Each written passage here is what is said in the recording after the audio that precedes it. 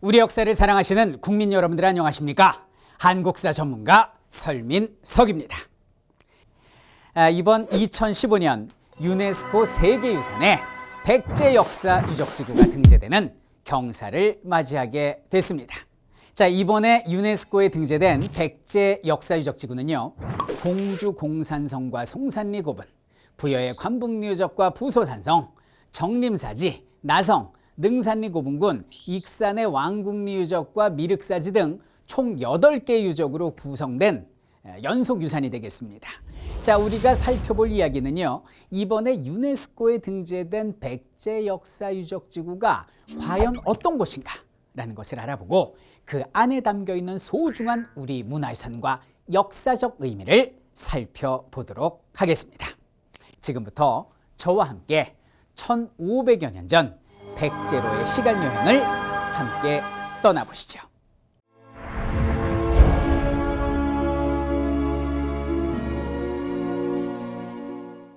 여러분들도 아시다시피 백제는 BC 18년부터 660년, 서기 660년까지 700여 년간 존속했던 한반도의 한 나라입니다.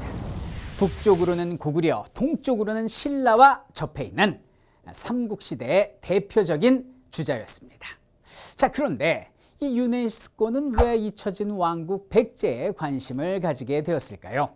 그리고 그 중에서도 공주, 부여, 익산 지역에 관심을 집중했던 것일까요? 그 비밀 지금부터 풀어드리도록 하겠습니다. 백제 역사는 수도의 위치에 따라서 한성시대, 웅진시대, 그리고 사비시대로 구분이 됩니다. 475년 고구려 장수왕의 침입으로 수도 한성을 포기하고 웅진, 오늘날 공주로 남하를 하게 되는데요. 이번에 유네스코에 등재된 백제 역사 유적지구는 웅진 사비시대를 중심으로 하고 있습니다. 본격적으로 유네스코에 등재된 지역으로 지금 한번 떠나보도록 하겠습니다.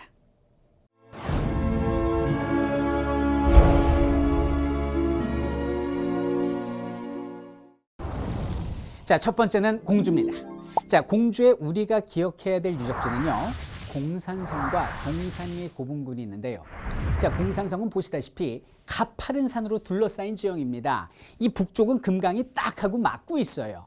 그러니까 이건 완전 천연의 요새다라고 말할 수 있습니다. 방어력을 극대화한 방어용 상성이다라고 말씀드릴 수 있겠네요. 이 백제의 새로운 왕성인 공산성은 산성 안에 왕궁시설을 둔 독특한 사례로서 64년 동안 백제의 왕성 역할을 하게 됩니다. 발굴 조사를 통해서 이 공산성이 왕궁이었음을 증명하는 유물들이 확인됐습니다. 공주 지역은 백제 수도답게 많은 무덤이 형성이 되어 있습니다. 근데 일제강점기 때 거의 다 도굴이 됐어요. 근데 다행히도 1971년에 우연히 벽돌 무덤이 하나가 발굴되게 됩니다. 전혀 도굴되지 않은 그런 온전한 상태로 발굴되게 되죠. 무덤에서 나온 지석을 살펴보았더니 글쎄 무령왕과 그의 왕비의 무덤이라는 내용이 확인이 됐습니다. 무덤 안에서는 도굴되지 않은 수많은 유물들이 쏟아져 나왔는데요. 무덤의 양식과 다양한 유물들은 백제가 중국 등과 활발한 교류가 있었음을 보여주는 증거가 되겠습니다. 무령왕릉은 고대 동아시아 왕릉 중에서 무덤의 주인, 무덤의 구조, 축조, 시기, 부장품, 장례 절차까지 정확하게 기록된 유일한 왕릉으로서 1500여 년 전 백제 역사의 비밀을 풀어줄 열쇠라고 할 수 있겠습니다. 그럼 다음으로는 백제의 세 번째 수도인 사비로 한번 떠나보겠습니다. 웅진에 자리했던 백제는 새로운 도약을 위한 특단의 대책을 수립했습니다. 그것이 바로 천도였는데요. 성왕 16년 538년 봄에 도읍을 사비로 옮기게 됩니다. 이곳에는 관북리 유적과 부소산성, 정림사지, 나성, 능산리 고분 등이 있습니다. 사비에서 수도를 건설한 백제는요, 한성과 웅진에서처럼 산과 강을 활용해서 천연의 방어막을 구축한 모습을 보여주게 됩니다. 백마강으로 둘러싸인 사비도성의 북쪽에 왕궁의 배후산성인 부소산성과 왕궁인 관북리 유적이 위치해 있습니다. 이 부소산성에는 토성을 쌓았어요. 그래서 평상시에는 왕궁의 후원 역할을 하고요. 유사시에는 왕궁의 방어시설로 활용했음을 보여주고 있습니다.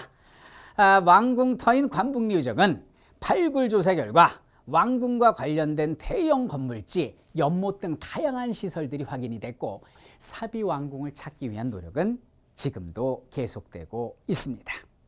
자, 이번엔 왕궁의 남쪽을 보시겠습니다. 수도 중심에 위치한 정림사지가 있습니다. 자, 정림사지는 남북의 직선축을 따라서 중문, 탑, 금당, 강당이 일직선으로 놓여진 1탑 1금당의 전형적인 백제 가람 배치를 보여주고 있습니다.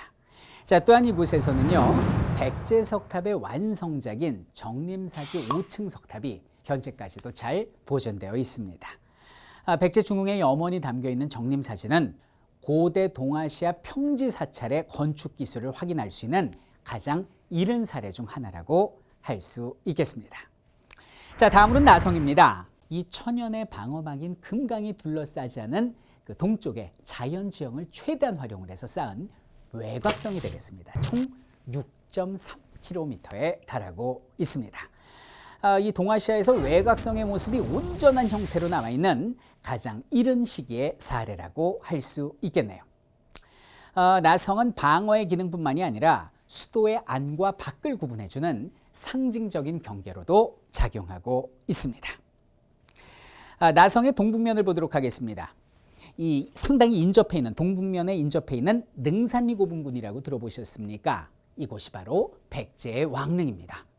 1993년 백제 금동대학로가 능산리 고분군 서쪽의 절토에서 567년 제작된 석제사리감과 함께 출토가 됐어요.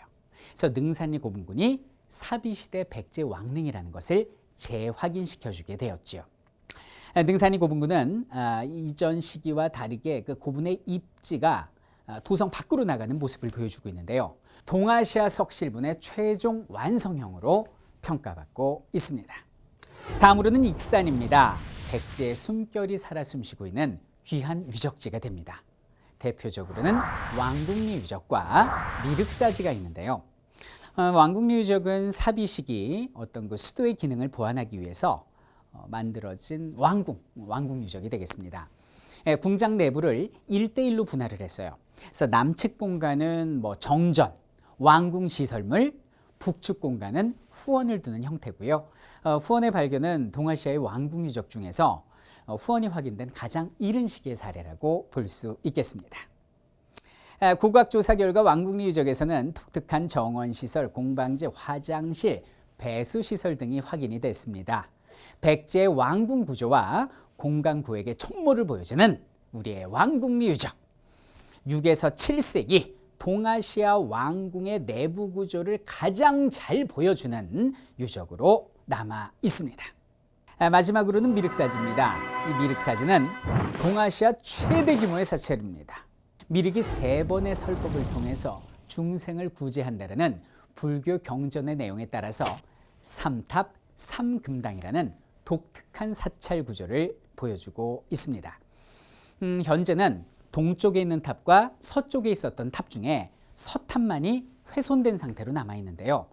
조사 결과 높이가 거의 한 30m 정도에 육박하는 9층 탑이었을 것으로 밝혀졌습니다. 이 규모는 동아시아의 석탑 중에서 가장 규모가 크다라고 말할 수 있겠습니다. 서탑은 현재 복원 중이고요. 그 과정에서 이제 사리를 모신 그릇인 사리봉, 그리고 사리 봉영기가 발견이 되는데 639년 사리를 안치하면서 건립됐다는 것이 밝혀졌습니다. 이것은 미륵사가 백제 무왕시대에 창건했다는 것을 입증해줄 보기 드문 사례가 되겠습니다. 자, 지금까지 우리는 유네스코에 등재된 백제 역사 유적지구를 함께 살펴봤습니다. 어쩌면 알고 있었던, 아니면 전혀 몰랐던 우리 주변의 문화 유적들. 우리는 이들 유적을 어쩌면 잊고 살지 않았을까요? 자, 우리가 위대하다라고 말하는 세계 많은 역사 유적지가 있죠. 로마의 콜로세움이랄지, 중국의 만리장성, 그리고 프랑스의 베르사유 궁전 등 많은 위대한 인류의 문화유산이 있는데요. 여러분들, 우리도 있습니다. 그것도 아주 가까운 곳에 있습니다.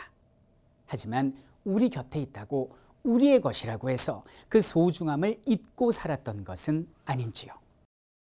백제 역사유적지구는 주변 국가의 활발한 교류를 통해서 문화 역량을 극대화시켰던 백제의 역사가 살아있는 현장입니다.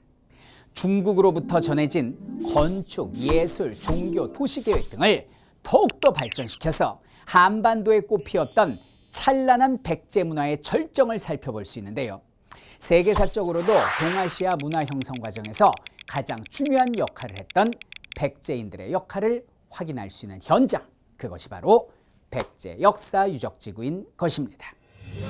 이번 유네스코 세계유산 등재라는 경사를 맞이해서 그동안 잊고 살았던 잊혀진 나라 백제를 다시 한번 기억해보고 백제인들의 숨결이 살아있는 유적의 가치를 다시 한번 살펴보는 그런 소중한 기회가 되었으면 합니다. 이상은 한국사 전문가 설민석이었습니다.